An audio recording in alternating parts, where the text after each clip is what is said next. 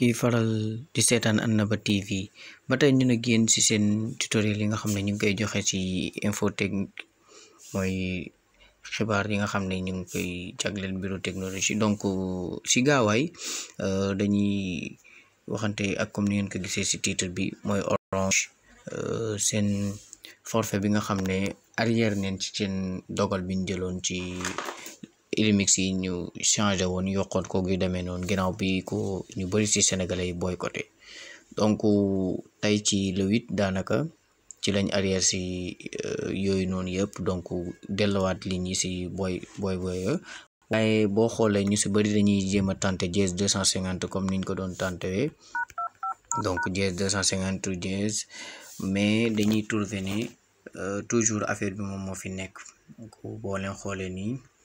da ngay trouver ne boo defee ligne mois bi da ngay gis ne toujours 4500 ak 7500 ak 14900 yi ba tey moom moo fi existé. même tamit aussi boo duggee ci seen application Orange et moi, donc da ngay trouver ni dara changé gul quoi, da ngay jàpp ne dara changé gul, mais am na faneen foo xamante ne pour l'instant foofu lañ koy faral di gisee. comme ni ngeen koy gisee boo bëggoon jënd pass donc si seen application par exemple, donc da ngay gis ne mois bi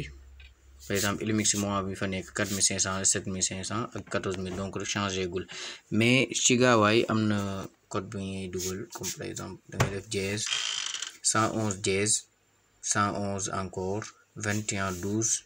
dièse, donc mu ngi nii dièse 111 dièse 111 21 12 dièse, nga bës touche d'appel automatiquement di nga gis Illimix yi nga xam ne moom moo existé woon mu bu si mel ni 1 mois bi 1900, 2 mois 5900, 3 mois 3 pas 3 mois ak ay 2 mois, mooy ay option la du moins, donc 1 2 3, donc 1900 5900 ak 14900, donc option yi moo fi nekk comme ni mu amee woon avant. boobu c'est 1 di nga gis lépp li nga xam ne moo fa nekkoon 250 minutes yeeg 200 SMS yi, donc ak 2 giga d'internet, donc yi moo fi nekkoon. donc yooyu delluwaat na, bu fekkee am nga crédit nga valider ko automatiquement. donc